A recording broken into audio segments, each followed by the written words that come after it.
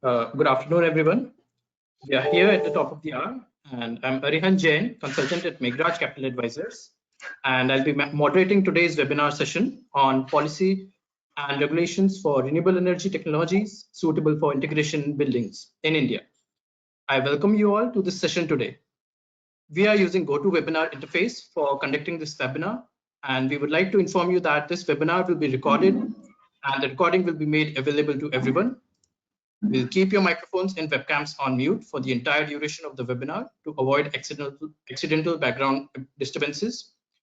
During the webinar, if you have any questions or comments, please share the same using the questions or chat options available on the panel in the right-hand side of your screen. We will take the questions at the end of the webinar during the question and answer session. In India, Swiss Agency for Development and Cooperation, SDC, has been supporting a project named Integration of Renewable Energy in Buildings in India. The broad objective of the project is to design, showcase, and monitor building integrated and innovative renewable energy technologies suitable to and affordable in the local conditions and applicable for different categories of buildings, which are currently given a major push at the governmental level in India.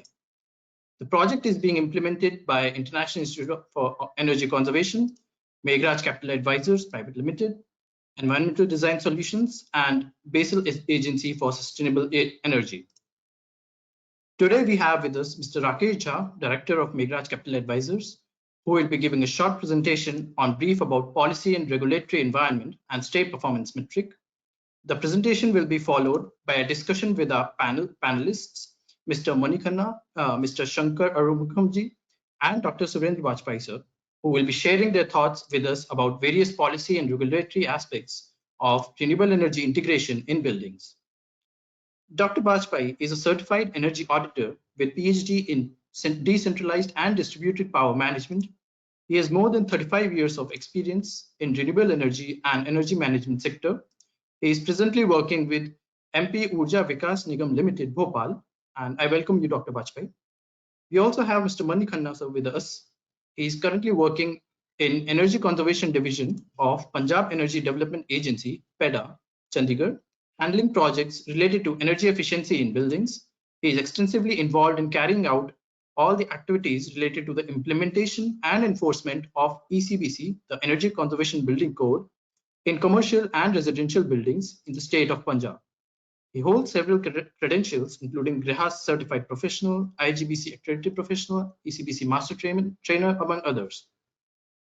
We have with us Mr. Shankar from real estate side to share his experience and perspective on renewable energy integration in buildings.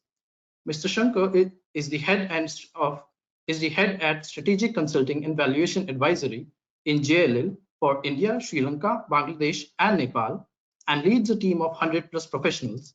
He has more than 2 decades of experience, and he is also an architect by education. I would like to thank all the speakers and the participants to take the time out of your busy schedules and join us for this webinar. We have attempted to make this webinar more interactive by introducing a live polling during the proceedings. Before we begin the welcome address, we would like to introduce our first poll. I request all the participants to click on the answer which they find most suitable.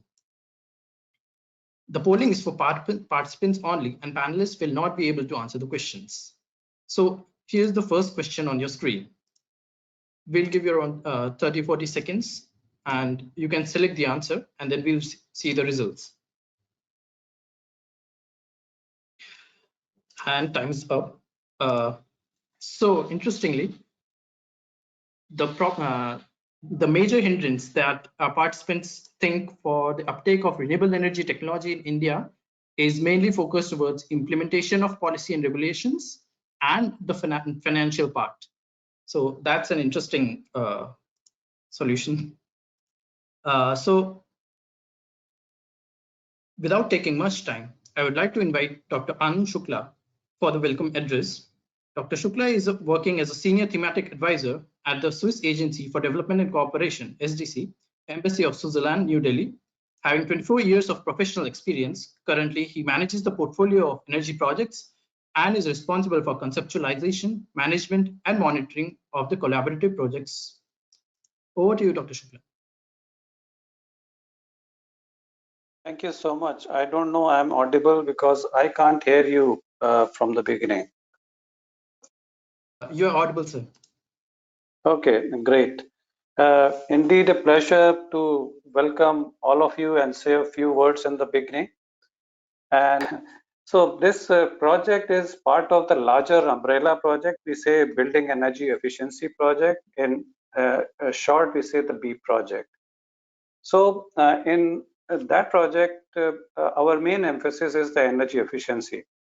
But what happened, 3 years back, we thought, let us have a completeness in our approaches.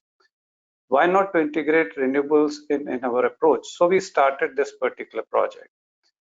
And believe me, every single month that we move ahead in this project, we found the relevance of this project. Renewables are gaining more and more importance here. And I'm happy that we have state nodal agency from Punjab and MP and JLL. I'm very happy. These two states have done quite a lot in the field of renewable energy. And as far as I know, JLL, I think it was last year in September, they announced to achieve global net zero carbon emissions. I think it's by 2030.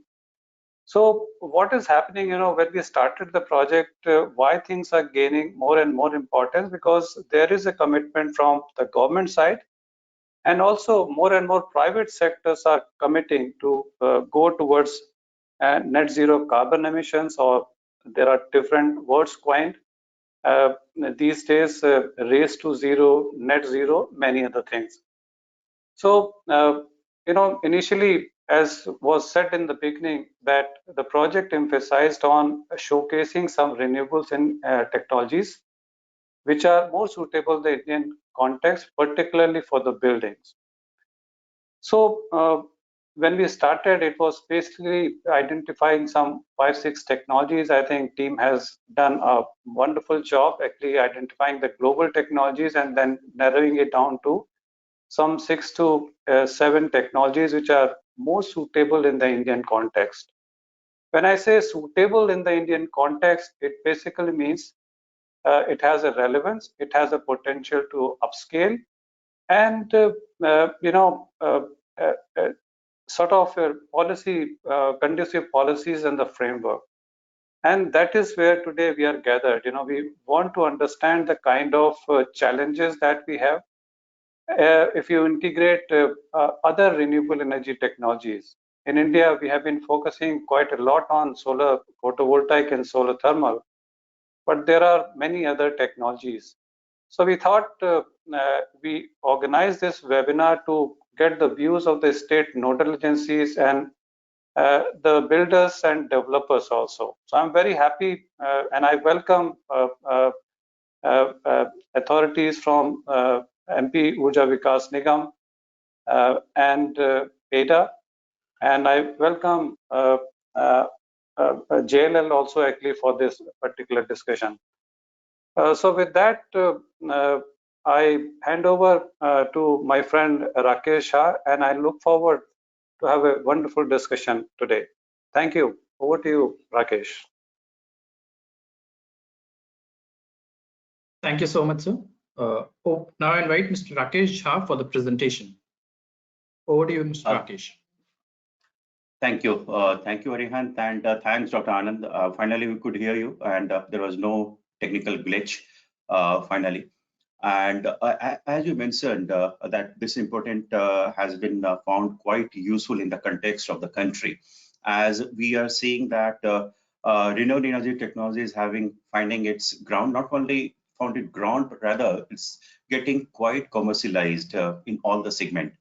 And through this project, which is named as Integration of Renewable Energy in Buildings in India, as the title itself suggests, it's a marriage between renewable energy and energy efficiency, and we are trying to do it in the building sector in the country. And as Dr. Anand mentioned, that we have tried to come up with a couple of technical technologies and technical solutions that could be implemented in building. And ultimately, we want to achieve a couple of pilots, a couple of demonstration projects that could pave the way for commercialization, especially in this segment in the country. And with that, I once again, on behalf of SDC project team, which is a combination of IIEC as the lead agency and EDS, Megraj, and BASE as partner agency, welcome all of you to this webinar. And I'm 100% sure that this will certainly lead to some concrete, I'll say, thoughts, some concrete development within the project. And I'm looking forward to valuable insights that could be quite useful for the project. So first slide, please. We are going to capture, we'll try and give you some brief about what actually we want to achieve under the project. So what are the objectives of the project? And through the objective, what kind of terms of reference or scope that we have envisaged under this. As I said, as we all have been saying, that this is largely focused on policy and regulatory aspects of the thematic areas, which is integration of renewable energy in building. What we had done in our previous attempts within the project only, we have tried to assess performance of different estates under these thematic areas. And we had tried to come up with a couple of parameters based on which we try to assess the development that has taken place in a given estate. So we'll try and give you some glimpse of that, and especially on the weightage part of it. And then finally, we'll try and give you a snapshot that how estates have been performing under this mandate, and what they have pioneered. When I'm saying a couple of things like ECBC or ultimately whatever leads to implementation of renewable energy in buildings. So what these estates in particular they have pioneered. So we'll try and capture that aspect as well. Finally, we will also talk of gaps and challenges and recommendation to bridge the gaps and overcome the challenges. And then finally, what are the pilot technologies and projects that we are envisaging under the project, and we want to have a discussion around that as well. Next slide.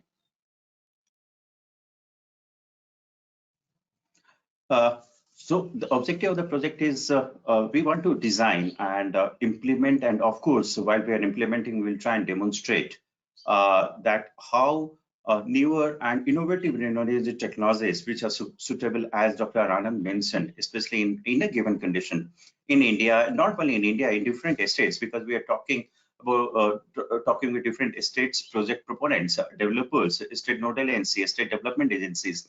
So what is ideally suited in those local contexts? So we will try and see that how this can be implemented, especially in multi-story building. It could be offices, hospitals, anywhere where RE integration could take place in building.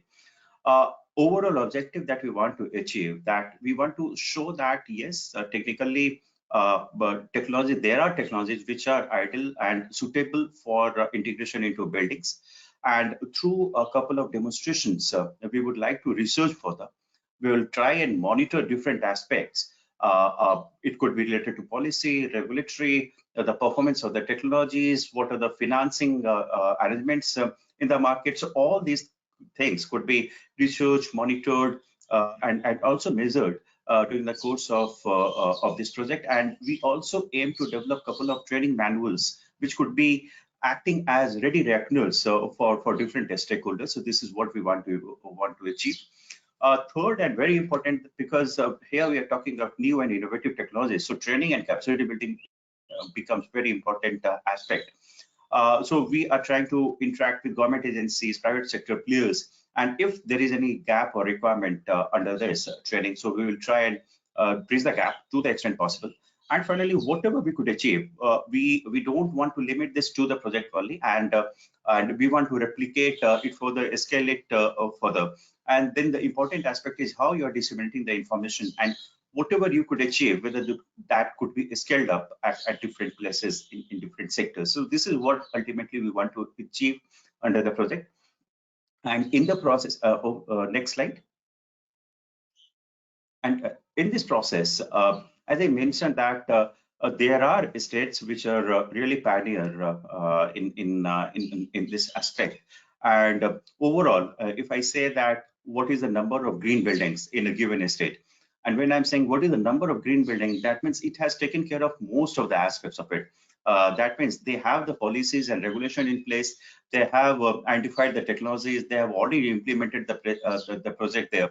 And moreover, the institutional arrangement and other ecosystem which are quite useful from the perspective of implementation of these kind of interventions in a given estate, those are already there. So this is why this is very important that we try to assess that what are the number of green buildings already existing in different estates, and we could identify that amongst all the estate, couple of the states which are pioneer in this sector on this aspect is Maharashtra, Haryana, UP, Delhi, Gujarat, and Tamil Nadu. Second aspect, where there is potential for RE-based intervention. First and foremost, we had to start where first there is good amount of electricity consumption. If the electricity demand is quite good in a given state, and if RPO, because it's a target given to all the estate, all the utilities that they have to, not only utilities, rather eligible entities as well. So they have to meet that RE target. So if the demand is high, of course, the RE requirement also will be on the higher side. And RE nowadays is cost competitive as well. So it makes also a commercial sense for any industry, for any private player also to get into that.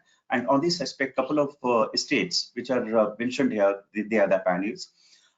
This State Energy Efficiency Index, which was prepared by IIEC, and there are different parameters that get into this index.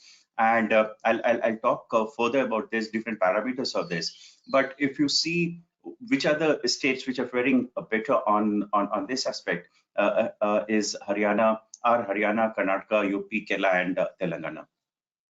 ECBC is a very important component, especially from our perspective when we are trying to implement RE in buildings. And those category, I'll name largely the first category of states which have done most of the work related to ECBC, which has been ratified. Bylaws also have been developed for ECBC implementation. These are the states: Punjab, Haryana, Karnataka, Delhi, Gujarat, Andhra Pradesh. They are largely into category 1 state.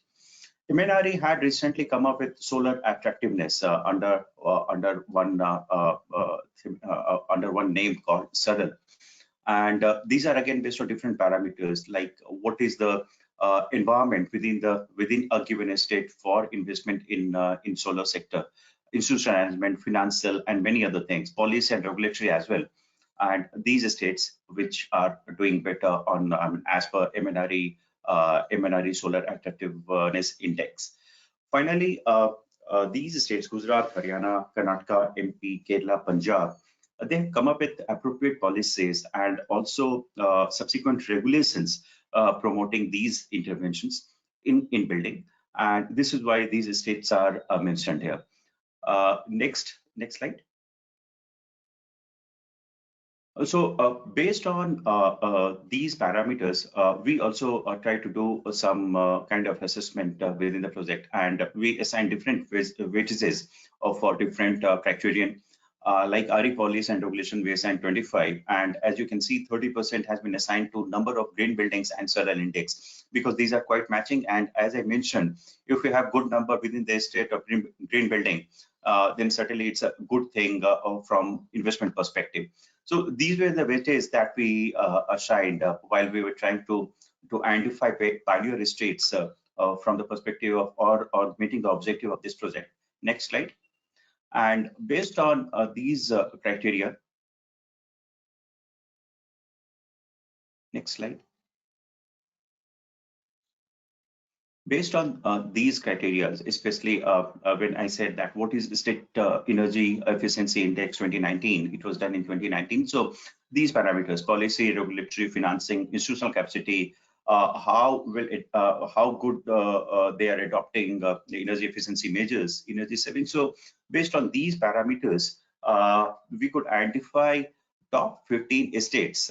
These are the estates, and we are fortunate that we have Madhya Pradesh and Punjab representative, and that too from SDA, on the panel today, and we can interact with them. We can explore further how this could be made better and how investment in or implementation of RE in building could be promoted in a better manner. So we have identified these pioneer estates which have done quite good from the perspective of RE implementation in buildings. Next. We try to identify that if we have to implement a couple of technologies, as Dr. Anand mentioned, that under the project we try to identify different technologies, and it was a kind of, we started with a global list, and then we try to see that in local condition what may work, what India requires, what a given state require, what a project developer may require. So based on that, we identified a couple of technologies. For example, though the list is largely indicative, but more or less barring one or two technologies, we have all the things that we have identified. So biogas, fuel cell, rooftop solar, BIPV, solar thermal hybrid, and wind. When I'm saying wind, it's like a small wind turbine that we are mentioning. So from the perspective of these technologies, what are the gaps? The gaps could be that, I mean, all these gaps and challenges, these were based on secondary research. These were also based on our interactions with different stakeholders, including project developers, over call, and also listening to different experts, talking to them. So different gaps, for example, for biomass, it could be biogas, it could be schemes. Schemes are not appropriate, not valid for households and villages.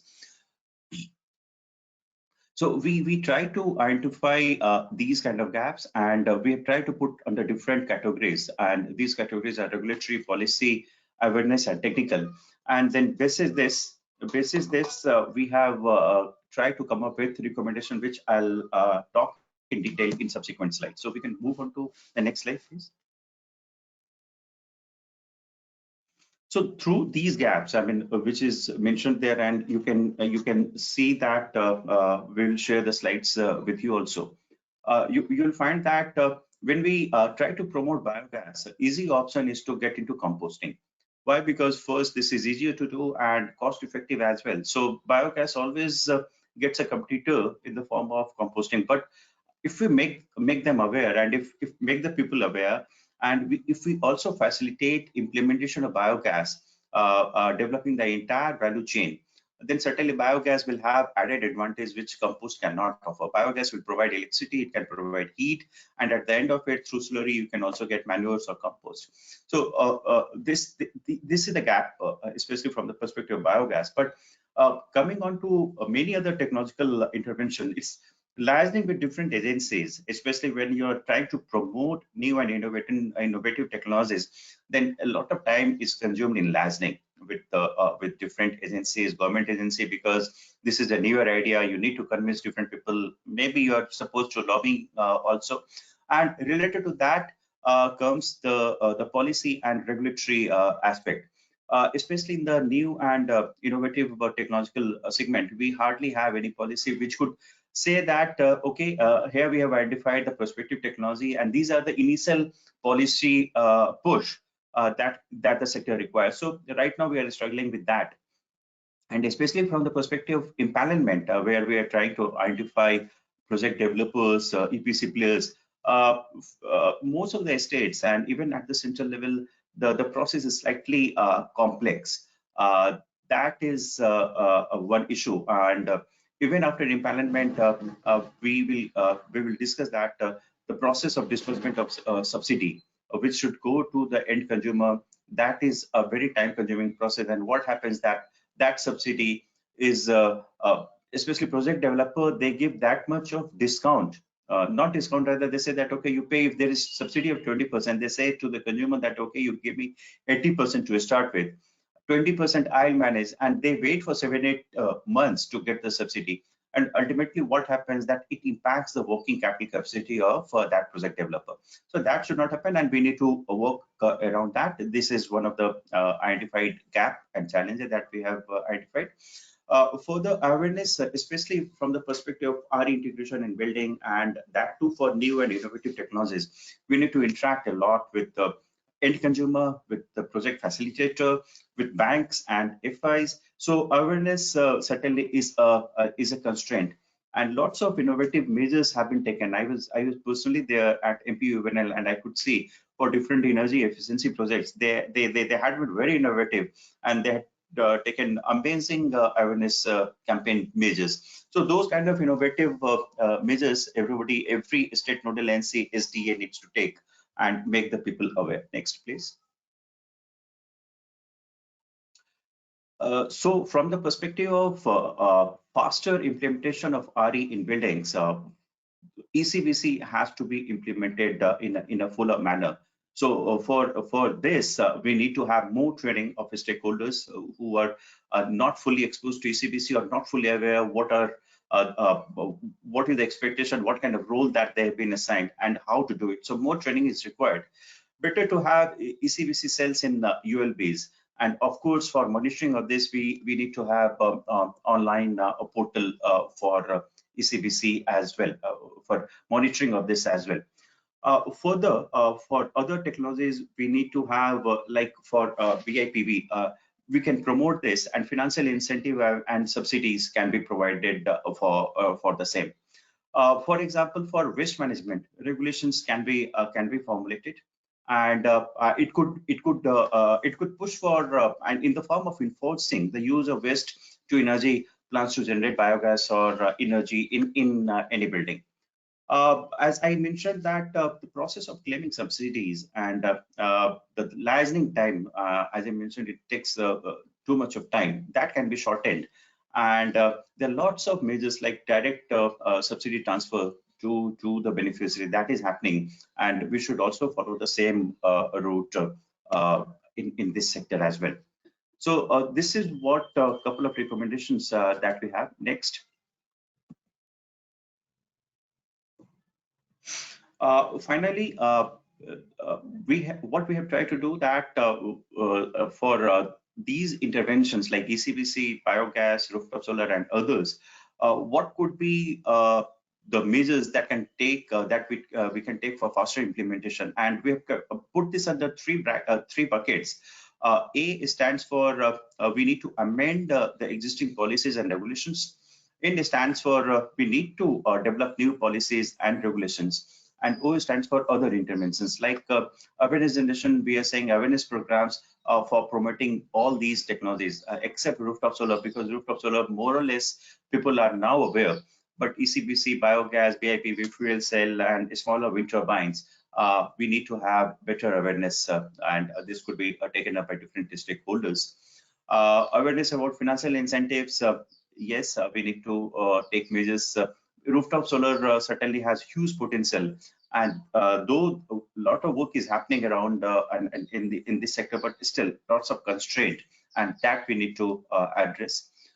For newer technologies like biogas is not a new technology, but still the push is more required. So we can amend a couple of existing policies and make it better suited for promotion of ECBC and biogas.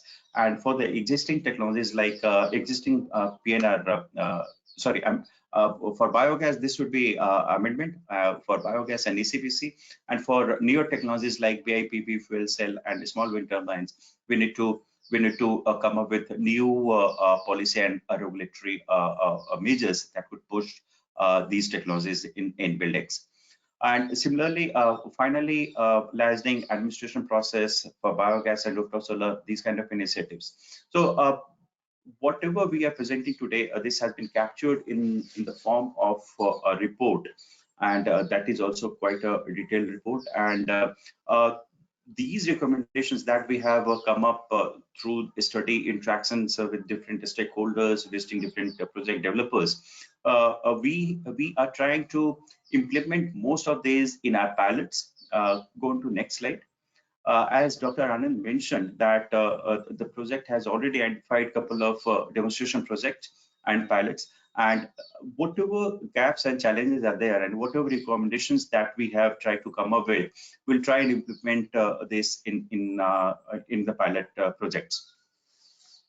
Please, next slide.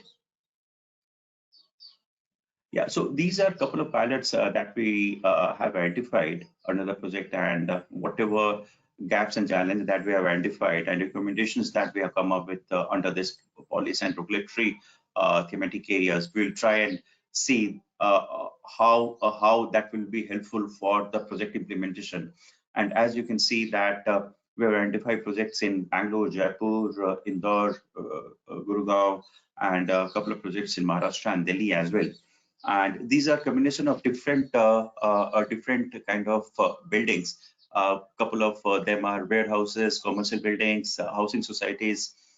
So it's a different kind of building that we have identified.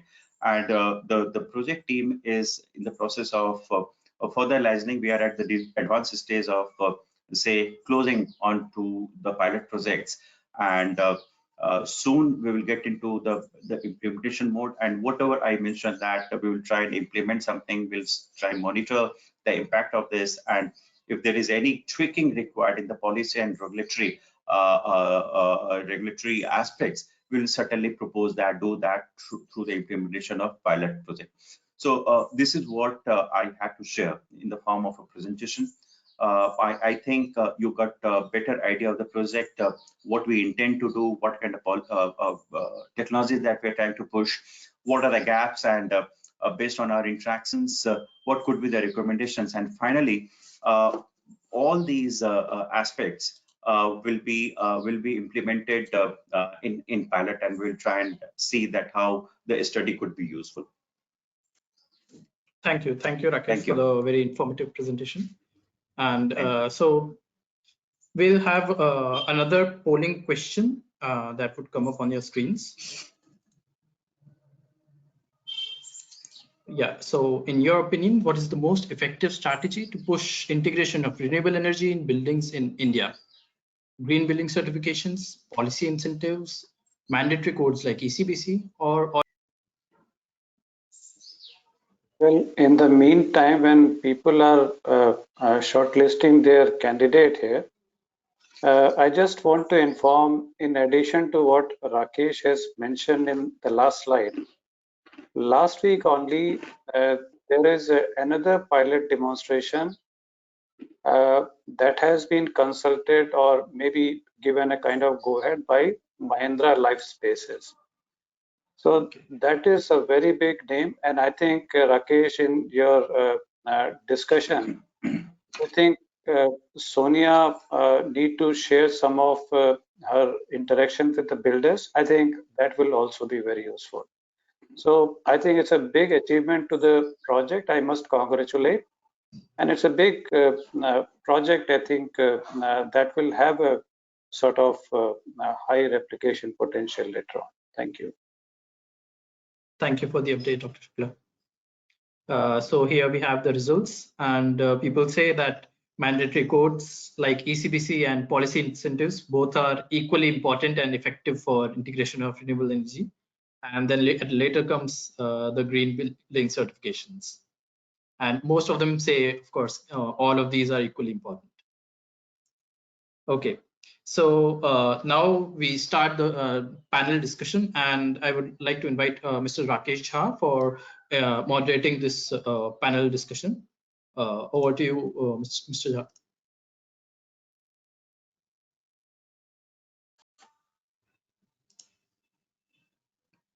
Hi. Yeah, before we start the panel discussion, as Dr. Anand mentioned, so Sonia, would you like to say a few words about that that project implementation that we Yeah, so I'm very happy to announce that under this project we have recently received approval from Mahindra Life Spaces to do a technology demonstration at one of their sites in Bangalore. The project is a residential project and would be launched in July. And what Mahindra wanted was to do a net zero sales gallery at the moment before the project goes on floor, as well as have the close to net zero homes as well, so that it becomes a kind of a statement that even the residential projects and such kind of programs can be developed, wherein you can achieve net zero from the residential buildings as also. So here we are working with the solar and small wind technologies, and we would be installing or supporting the installation of solar rooftop PV on the sales gallery. The best part is that the project is working with the BEEP project also. So this is actually a classic example of doing proper integration and going towards net zero. There are demand reduction measures which are in place, some energy efficiency measures that would be implemented, which have reduced the overall demand from the side, and then whatever is remaining will be offsetted by both RE technologies as well as carbon sequestrations from the trees at site. So this is how actually this is like an ideal example of how buildings can be made more sustainable, and habitats will become more than consumers. So we are looking forward for to supporting Mahindra on this, and we will be identifying such projects also with them in other cities.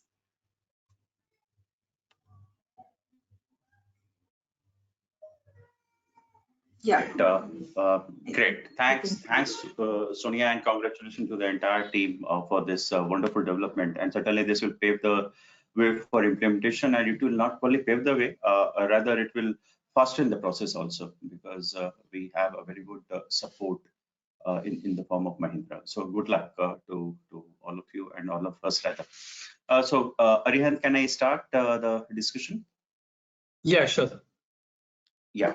So thanks, Arihant, and I once again welcome all the panel member, Mr. Shankar, Mr. Monikhanna, Dr. Bajpai, and good to have a mix of panel members. I mean, one JLL, as we know, they are one of the biggest real estate stakeholders in the country, and rest two are SDAs, and they have a very important role to play for the project. In fact, whatever we are envisaging, I'll start my discussion. I mean, just to give some food for thought for Dr. Bajpai and Mr. Khanna.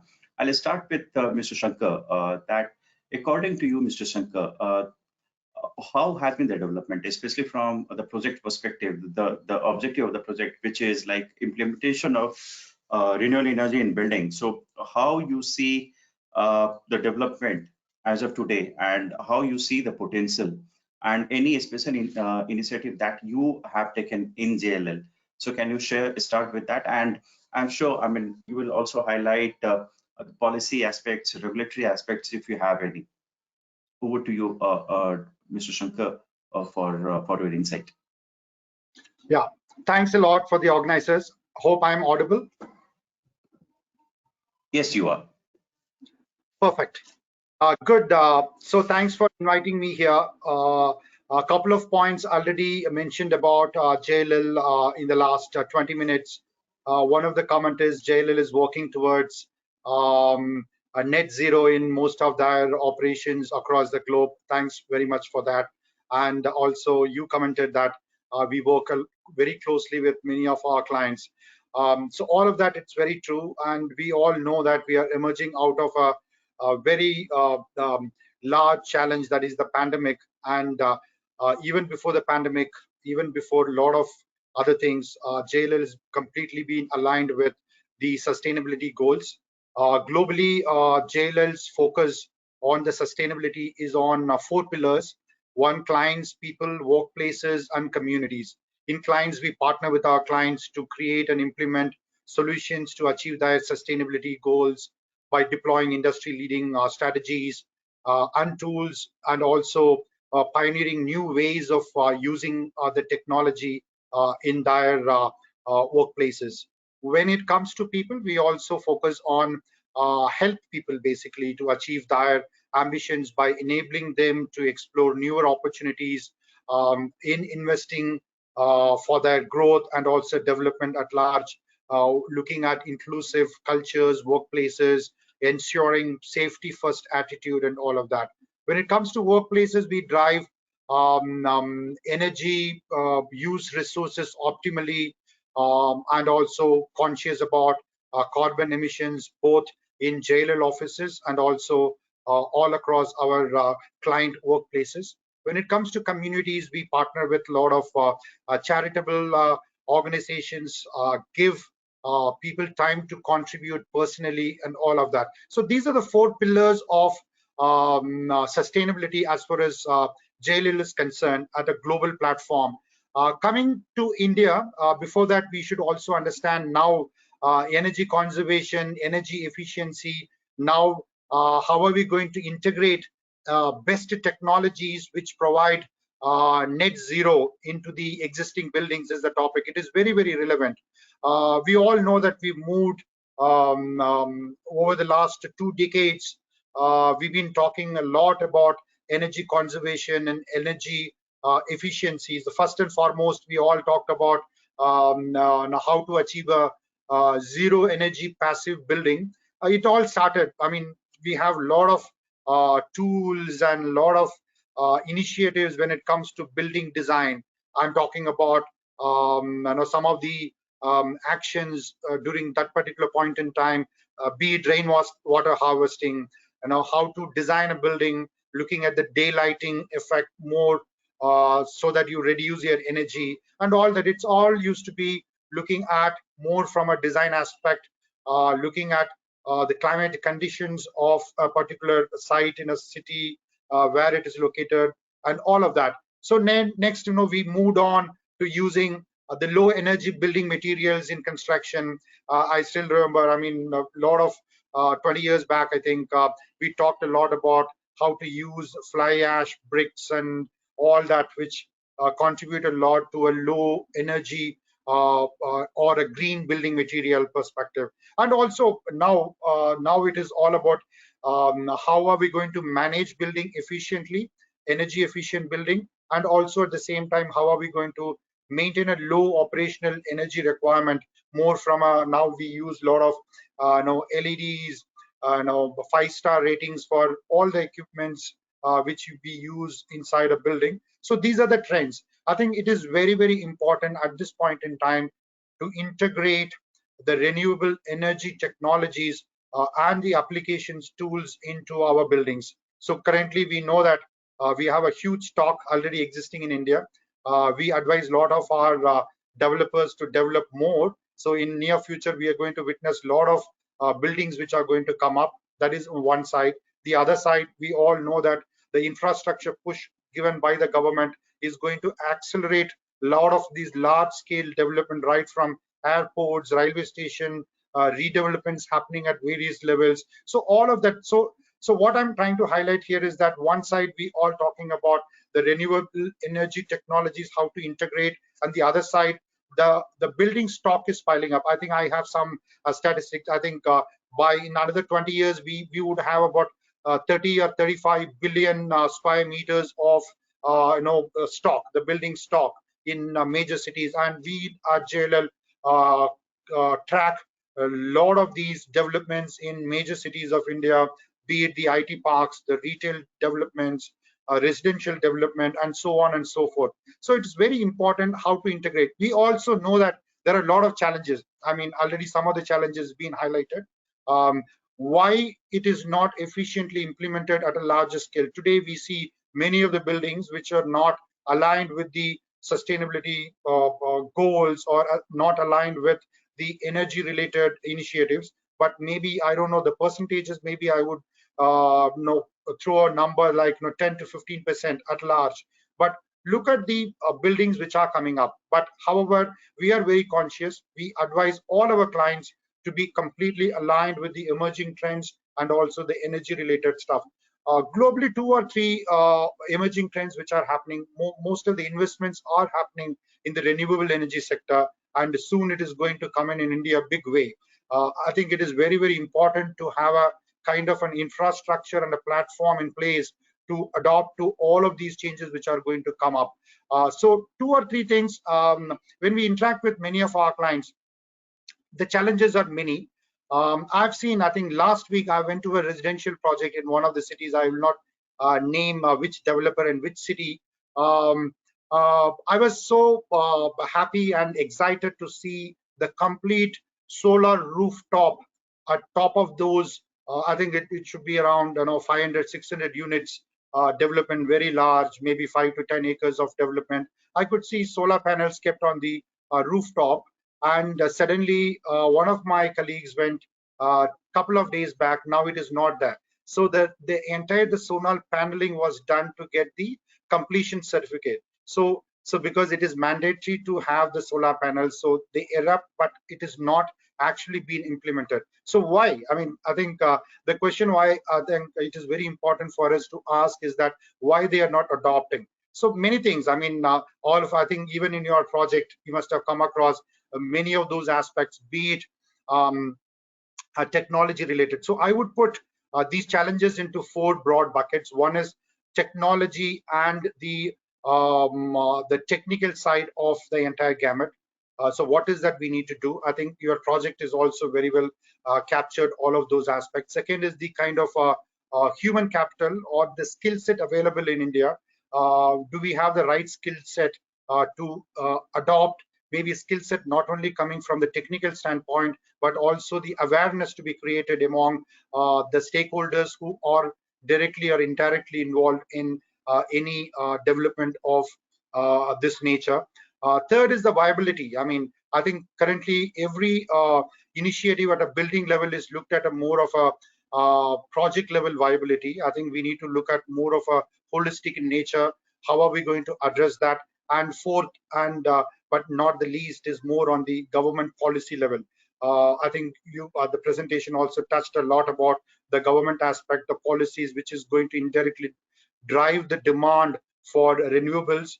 And it is also very important to note that while one side we also have very weak interdepartmental or inter-agency coordination when it comes to the policy implementation. Some of the states have done extremely well, and some of the panelists would be representing that, and I would be happy to listen from them. What do they have for their state? But however, as a building industry, one very important is the technology. I think we need to adopt to newer technology, but at the same time it should be cost efficient so that they can adopt in their buildings, because today developers are all stuck with their existing projects, and when they plan for newer projects, they always feel that, okay, when I adopt to the renewable energy, integrate that into my new buildings, it is going to cost more, and anyway they are going to pass on to the end customers, whether it is going to be the buyers when it comes to the residential development, or when it comes to office, it is going to be the occupiers or tenants. So anyway, the cost is going to be passed on to them. When the demand is also very bleak at this point in time, more developers need to come forward, and I am very happy to note that Mahindra is coming up with integration of those solutions at their project in the initial stage itself. It is a welcome sign. I think more number of projects we need to look at today. All these years, I mean, in the last 5 years, I think the focus was only on the commercial buildings. And in fact, I was so happy to note that one of the examples here being discussed is on the residential front.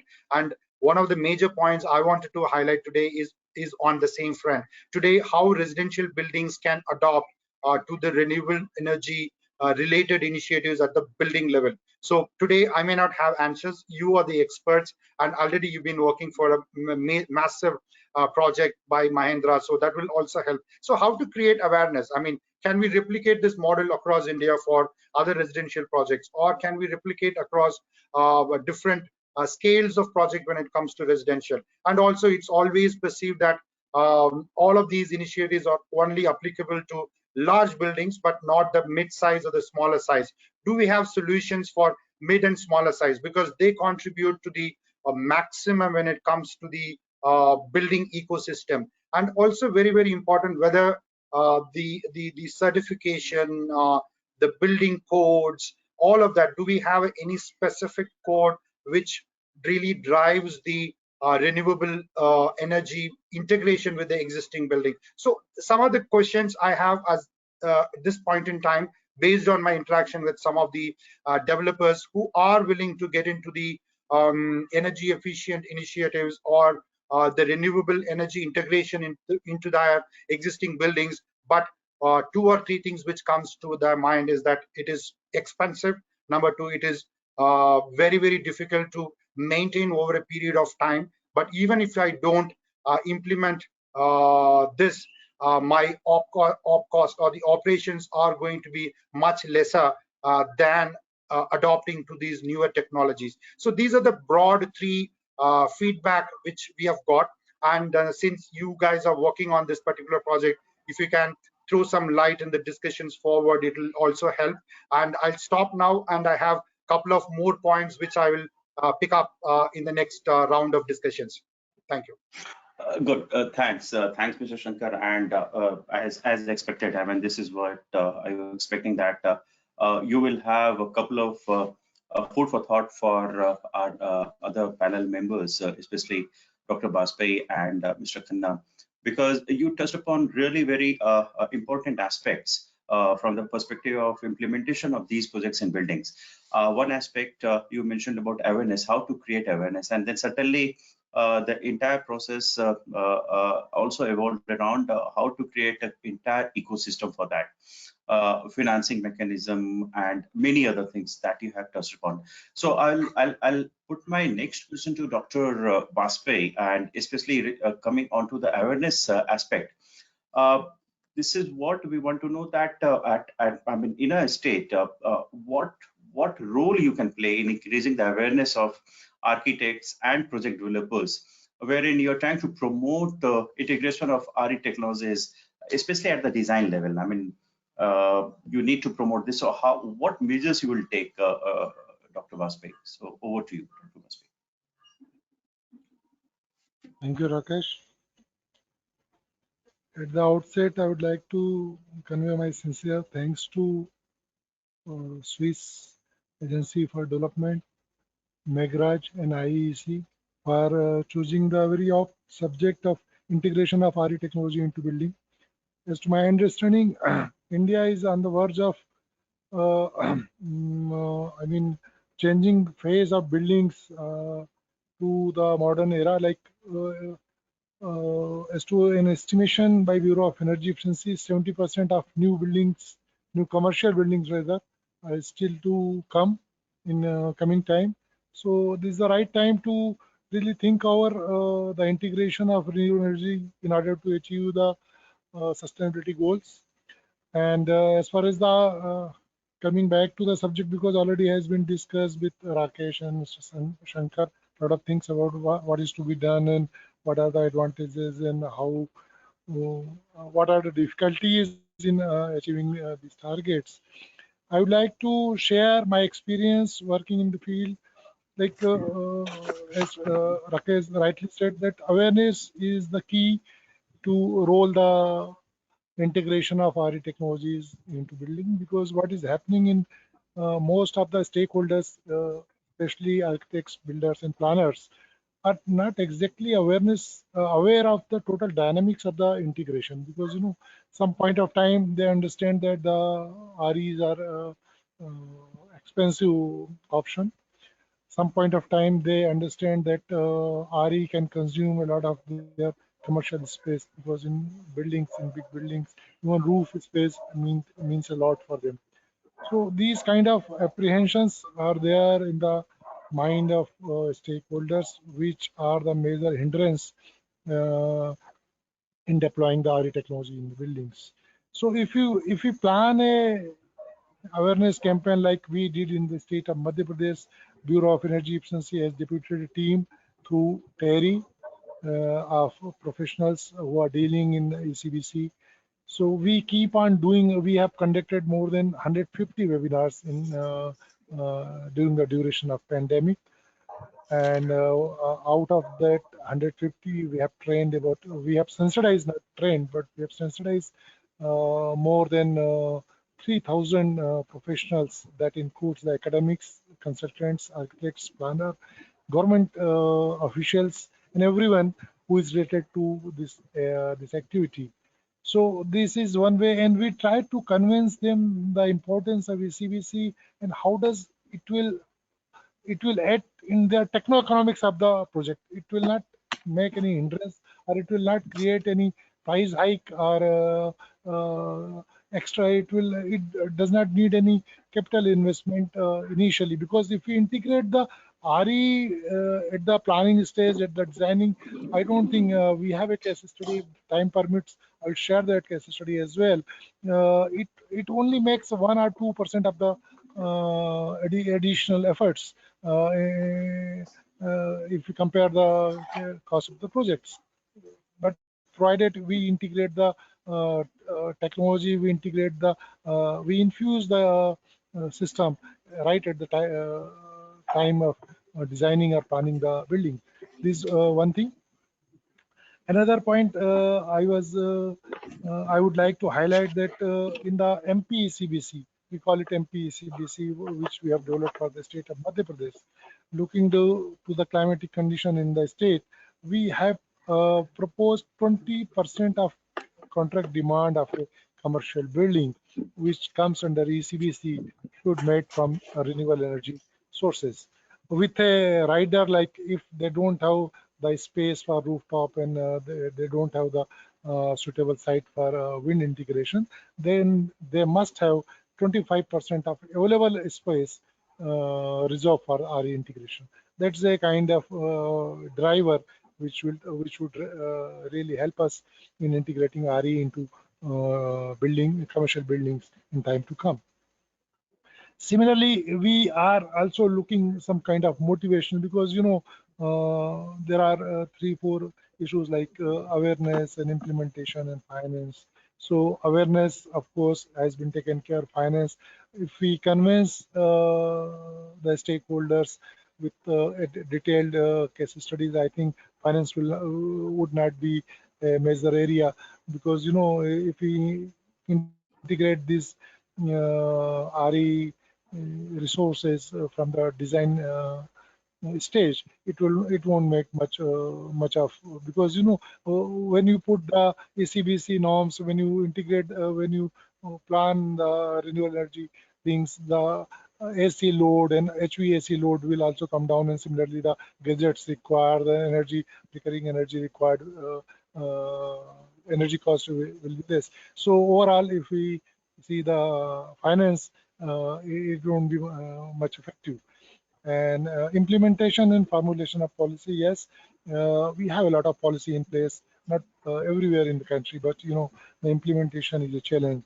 So here we need to sensitize the stakeholders, to motivate them through different kind of mechanism, like recognition is one of them, like some professional mechanism can also be thought of, because ultimately this all activity should be derived keeping economics and the economics of the stakeholders. So we should also think of integrating some kind of motivational initiative in order to push the RE integration into the building. With this, I once again would like to, Rakesh? Yeah, thank you, Dr. Vaspai. I mean, it's not over. I'll get back to you once again. I'll pose the same question to Mr. Mani. I mean, especially, I mean, briefly, if you could share with us any innovative measure that you have taken to make the people aware from the project objective perspective, implementation of RE in buildings. Over to you, Mr. Mani. Hello, good evening. Am I audible? Yes, you are. Yeah. Yeah, my name is Atul. I am on behalf of Mr. Mani from Punjab Energy Development Agency. And as you rightly say, Mr. Rakesh, that awareness is the key parameter to get the information how state is performing on behalf of the awareness campaign regarding the renewable energy. So in the Punjab state, on behalf of Punjab Energy Development Agency, we have carried out around 80+ training program, capacity training program under ECBC cell, that is Energy Conservation Building Code 2017, in the state of Punjab, and nearly 5,000+ professional architects and engineers from government sector as well as private sector has joined in physical training, and in COVID period, the webinars have organized for the awareness of renewable energy in the state. And as you all know, ECBC, renewable energy is a part of, is a one chapter in ECBC. So in ECBC code, we are getting from promoting renewable energy as 1% of total peak load.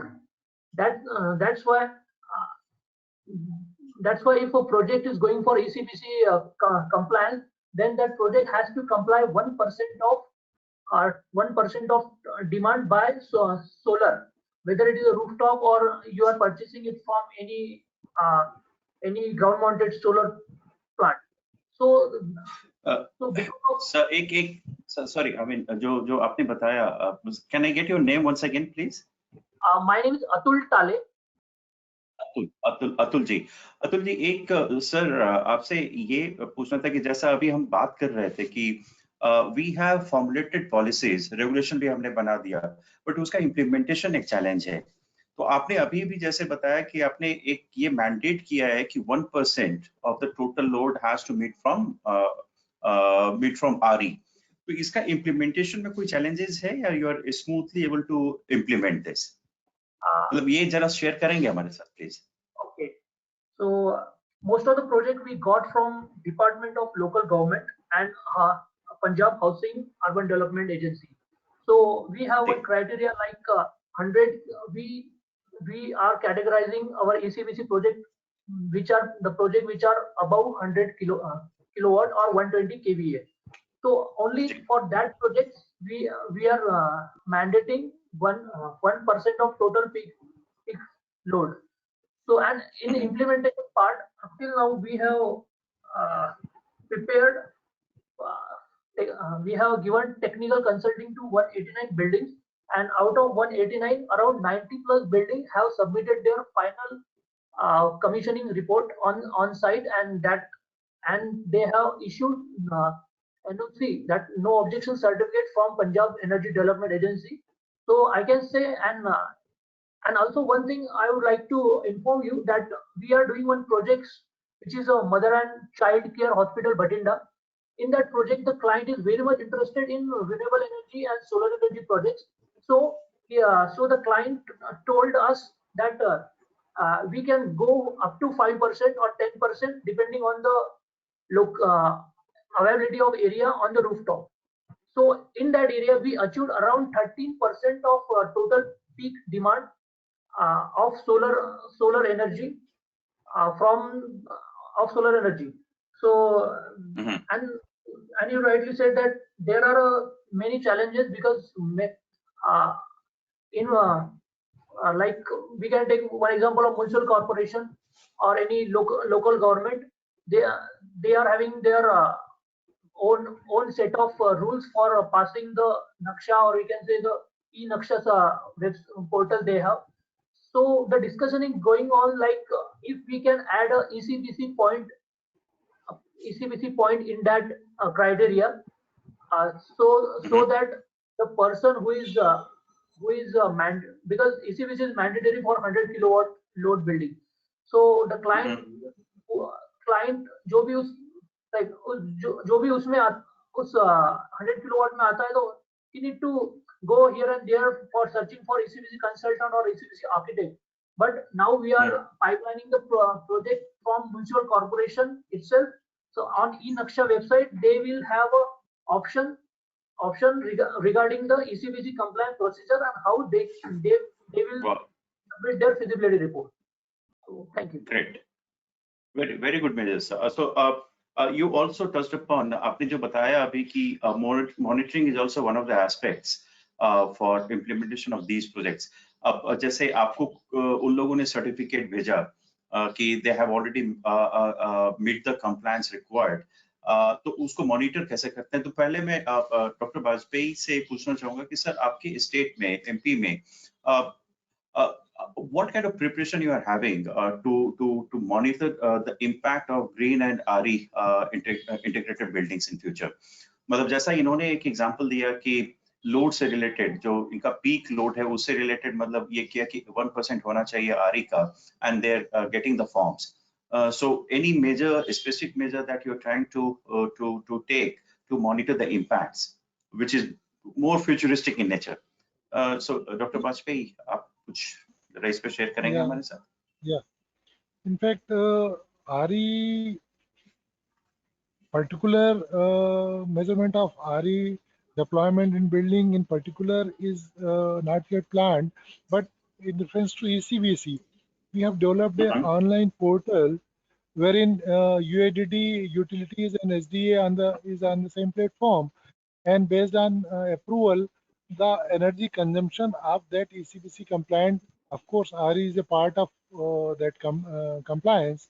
We will face the annual energy consumption of that particular building vis-a-vis the floor area. So that is a point, that is a check and balance which we have planned and which we have, developed the software as well. So that is how we'll check the energy consumption of ECBC compliant. But yes, very rightly said, we will have to come up for checking and verification of RE deployment in the building. It's a good point. We'll take up with the we'll take up it, and hopefully whatever net metered or rooftops are installed across the state, we'll have similar kind of mechanism, so that the same portal we can face the energy consumption vis-a-vis the RE generation in those buildings. So, Mr. Shankar, you have anything specific to suggest here? I mean, though this is largely related for SDAs and SNAs to monitor, but since you have been working on similar projects, so if you have any suggestion, please suggest. Then after this, I'll talk to Mr. Atul. Although he has already shared, but he has any further insight. Over to you. Yeah, a couple of points, more from a monetary and also more from a policy related stuff. I think excellent work done by both the state governments out there. I think 5 years back, we rolled out, Government of India rolled out the Amrut and smart cities. As part of smart cities, even the opportunity there for renewable energy was around 5% or something like that. I think how far it went ahead, I don't know. But what is so important is that we need to empower the local bodies. I think today one of the points highlighted by one of the speakers out there is how are we going to empower the urban local bodies, because they are the ones who are directly interacting or directly transacting with the developers or the people, the stakeholders who are building the complete ecosystem, be it for the approvals or providing all of the services, the municipal services to the community. I think one of the functions basically from the urban local body should be that.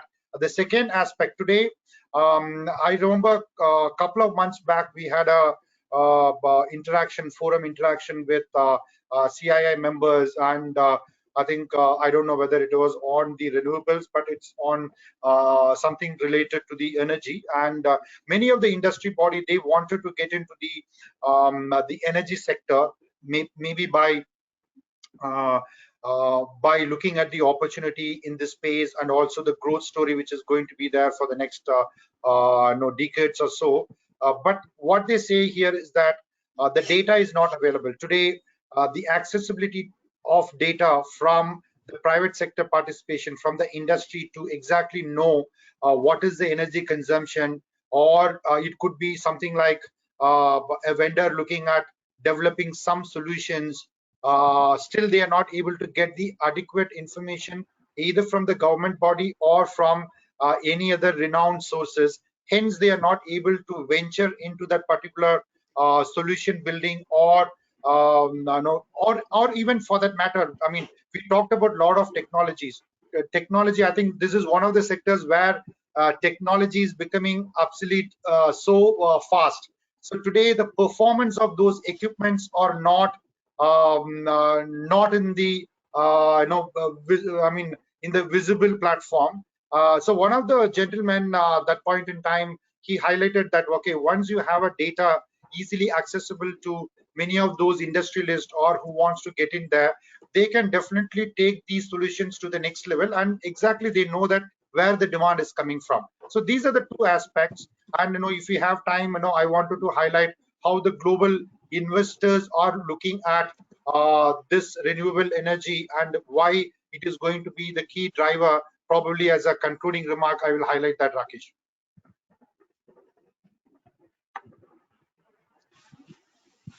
You are on mute. Sorry, I was on mute. Thanks, Mr. Shankar. Very pertinent points. And certainly, if time permits, we'll get back. And most probably, you'll also get some opportunities if there is any specific question targeting you.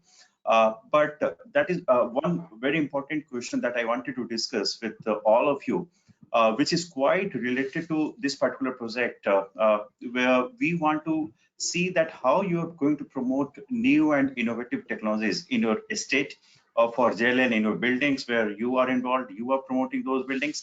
Again, I'll go to Mr. Atul, who आप please share करें हमारे साथ कि आप कैसे इसको new technologies, innovative technologies जो है उसको कैसे आप सर्टिफाई करेंगे, and how you can promote these technologies in different building.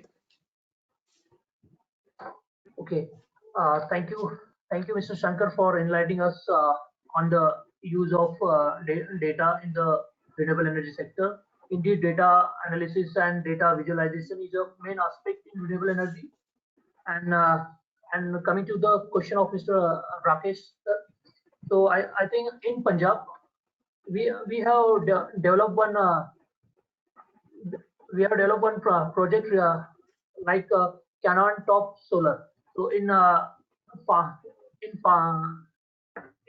different farming areas, the government has implemented the canal rooftop project for solar PV. So this type of project is highly depend on the availability of geographical area and the willingness of that municipal corporation or local government at that region.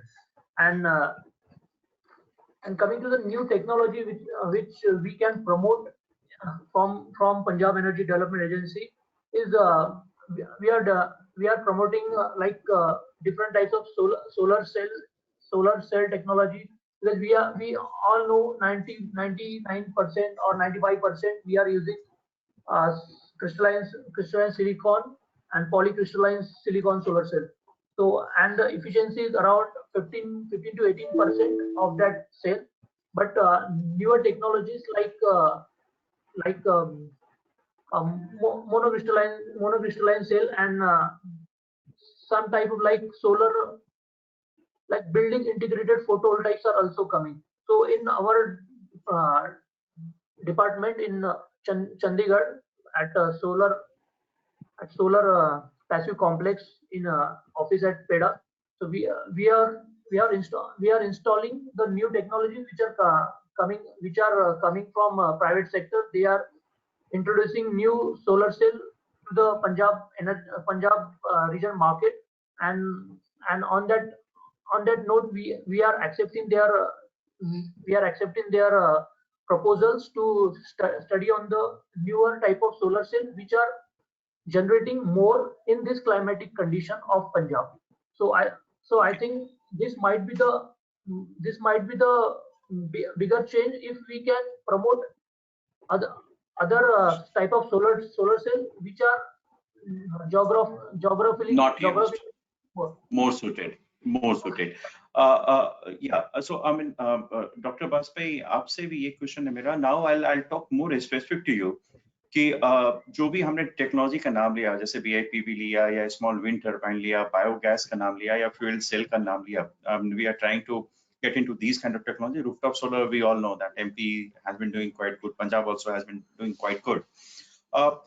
In technologies case specific, do you have any specific plan wherein you can say that, okay, we are trying to expedite the implementation of these new and innovative technologies in the state?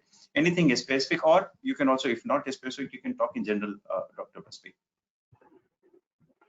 I think out of the technologies you have just discussed, as to my understanding, photovoltaic is the most appropriate and commercially, techno-commercially available technology, and we'll surely promote at this point of time. We'll promote this technology till other technologies are matured enough to be economically viable for any stakeholders.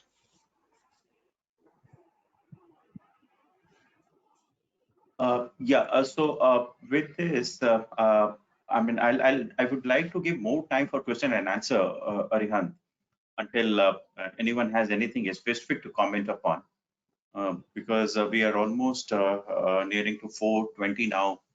It's more than that, in fact. So, Arihant, you can I think moderate we the can question take. answer. I think we can take just 5 more minutes as Okay. we started a little late also. Yeah. Okay. So, Mr. Sankar, you wanted to share some insights, further insights. So, over to you. Yeah. So the other point which you had highlighted, with Mr. Rakesh, is that how to take these technologies to our clients or somebody who is developing residential or office and all of that. I think it is very, very important. And while I highlighted earlier that awareness was one of the key aspects, because many developers won't be knowing that.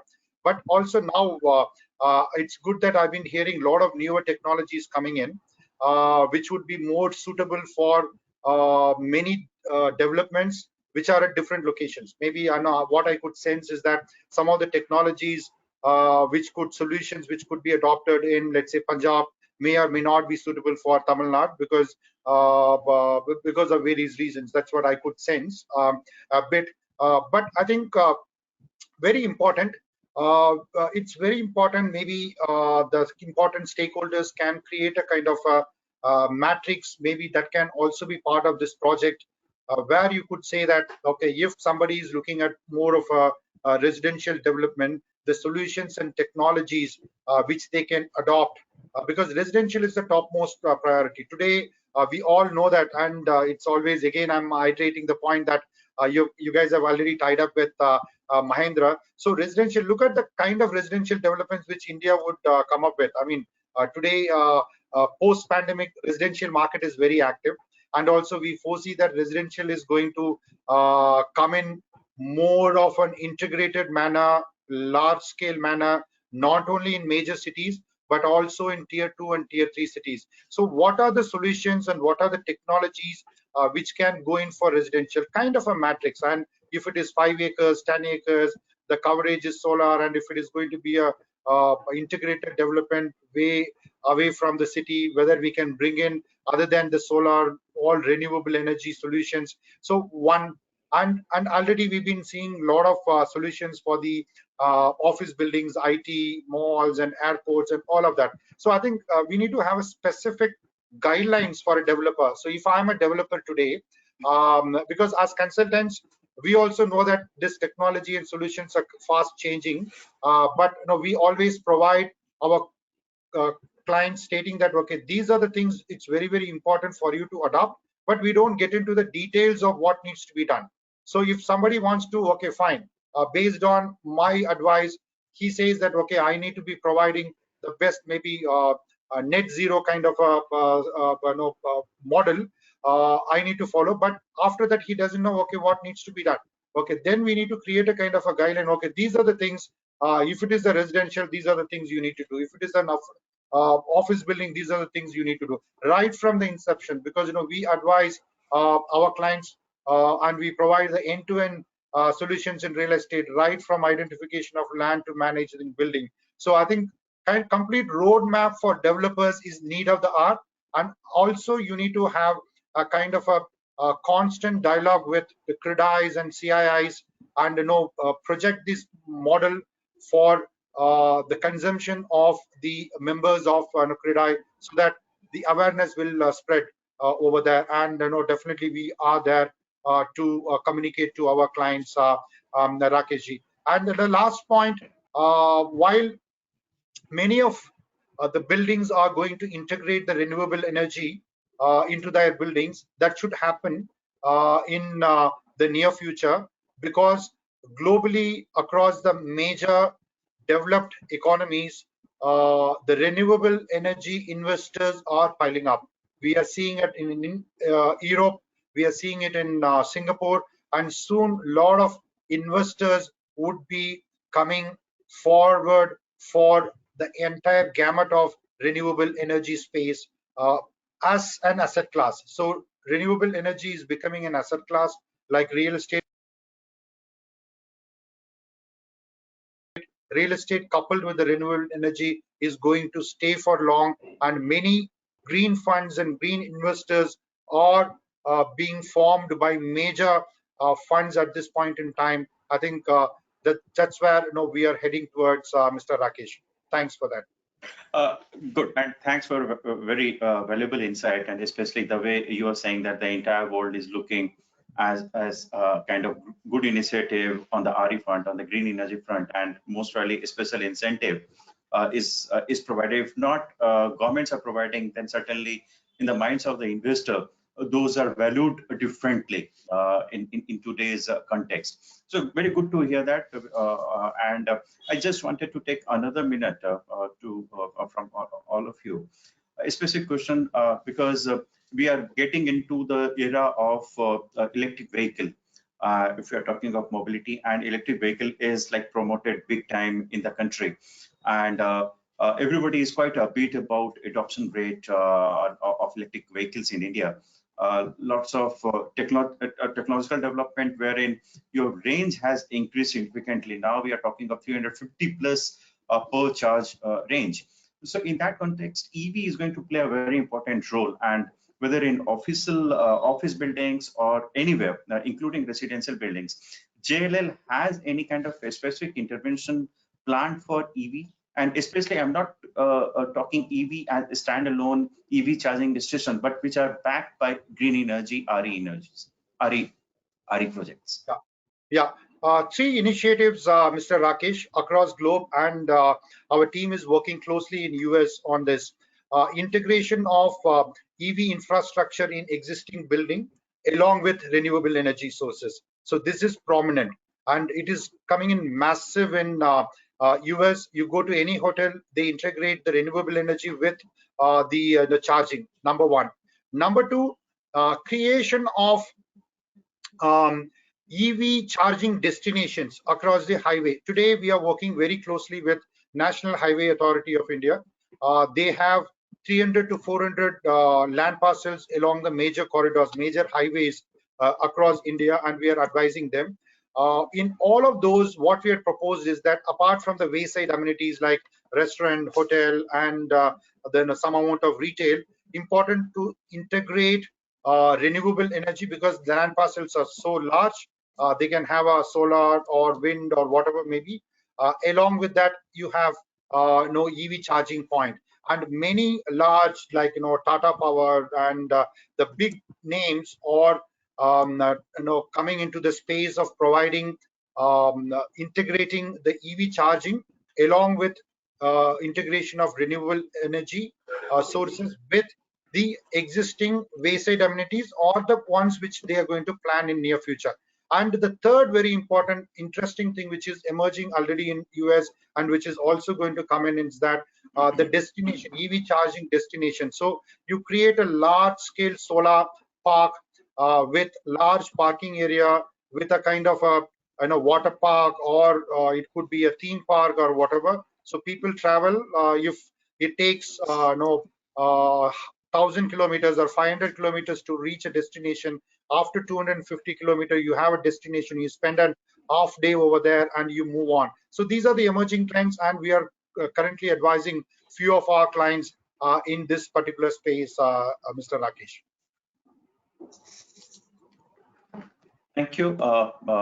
Thank you, Mr. Shankar. And anything specific, if Mr. Dr. Bajpai or Mr. Khanna or Mr. Atul, they have to mention, please do. Otherwise, we'll move on to this Q&A session to be moderated by Aryan. Dr. Bajpai, anything you would like to highlight here, or it's fine? Mr. Rakesh? Yeah. I'm Atul here. I just want to inform you that awareness regarding energy e-vehicles has started in the state of Punjab. Recently, Punjab Energy Development Agency has purchased a e-vehicle for his operation at Chandigarh. So most of the people and charging infrastructure, as Mr. Shankar rightly told, that EV charging infrastructure should be in cooperation with incorporated with renewable energy. Because if we are using our conventional energy to charge our electric vehicle, then the point will not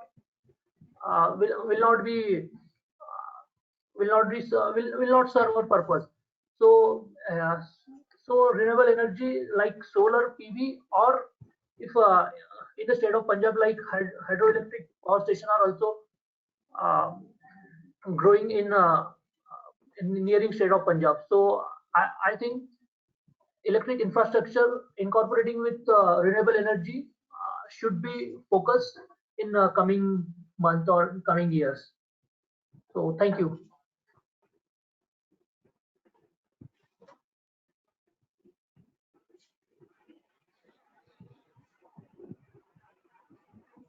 Arihant, over to you for question and answer session. Okay, so thank you for the insightful discussions, and we'll try to make the best of the knowledge that you all have shared with us today. I'll quickly take just one question, and so this question is, I think, for PEDA from Manikanna or Atul can answer this. So how many buildings have been constructed in so far in the state of Punjab as an ECBC compliant building? I would like to tell it's around 189 buildings have issued their have submitted their feasibility report on ECBC, and around 90 plus buildings have issued NOC from PEDA that they have ECBC compliant, and around 30 to 35 buildings have already been certified by different agencies like Griha, LEED, IGBC, and GEM. So around 120 to 130 buildings are already under ECBC compliance in the state of Punjab. And is ECBC notified through cabinet approval in Punjab? That's another question. It is under notification. I think ECBC 2017 will be notified in coming month or two. But Punjab ECBC has already been mandatory in the state of Punjab, which is the replica of ECBC 2007 version, that is ECBC version 1, original version from Bureau of Energy Efficiency. So that the same we have adopted under Punjab Energy Conservation Building Code on the criteria of composite climate. So 2007 has been notified and 2017 is yet to be notified. That's what I understand. Right, Aryan. Okay. So so we are already beyond some time. So I'll just request one last polling question for the day. Anand, could you please bring up the polling question? Yeah. So should we renewable energy integration in buildings be mandated in the future? That's a simple question.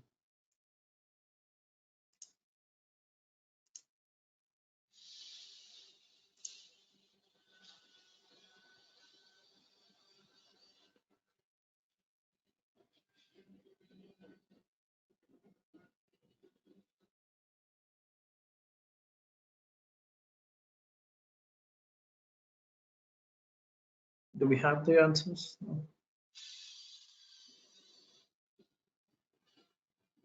And everyone says that yes, it should be mandated. So it seems like everyone is interested in implementing RE in their buildings, in their own buildings. Okay, so now I request Ms. Sonia Shukla for summing up the session and giving the vote of thanks. She has a more than decade of experience in renewable energy, energy efficiency, electric vehicles, air quality management, and sustainable development. She has worked with several multilateral and donor organizations such as World Bank, IFC, ADB, USAID, etc.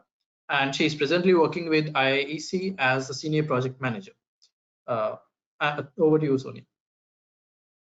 Thank you, Arihant. I would like to take this opportunity to thank all our panelists as well as participants. It was indeed a very enlightening discussion. And I would really appreciate the efforts that states like Punjab and Madhya Pradesh are putting for promoting sustainable development, renewable energy, as well as energy efficiency in their states. It is the need of hour, and we cannot emphasize enough on the relevance of this topic, as well as integration of need for the integration of renewable energy technologies into the building. And I think this is a right time to go beyond rooftop solar as well, and identify technologies which are available, commercially viable, and that can go into the buildings. So this will make the proposition of building sustainable habitats and creating livable landscapes which are energy efficient and as well as net positive, net carbon positive, or energy positive, as we may say. So this is of very high relevance at this point of time. I would also like to kind of appreciate this fact that MP and Punjab have been taking the capacity building and awareness programs in their own states, as well as involving the local agencies, which is the right approach for moving forward, because ultimately the buildings become a subject of a local approval and local implementation. So so from the program design, the monitoring also becomes very essential. And it was a very shocking example to hear from Mr. Shankar, which said that the solar panels were installed just to take the certificates. Hence, this highlights the fact that monitoring and post verification is an equally important activity. The current project that we are doing, we are trying to develop this ecosystem only. We are working with the developers from the design stage for integration, as well as developing tools, guidelines for the builders and architects on the process of selecting as well as implementing the technologies, identifying the right potential and options available for them, and also provide them training and capacity building support. So we would be really happy to see states taking up the initiatives and moving this effort forward in terms of support in monitoring, verification, and adoption of new technologies. With this, I would like to thank my panelists again, especially Mr. Bajpayee, Mr. Atul from PIDA, and Mr. Shankar from JLL. Thank you so much for your valuable insights and opinions. Thank you. Yeah, thank you. So with this, we have come to the end of the webinar. The recording of the webinar will be shared with all the participants, and we would like to thank you all for participating. And if there are any comments, feedback, suggestions, or inquiry, please feel free to contact us. Thank you.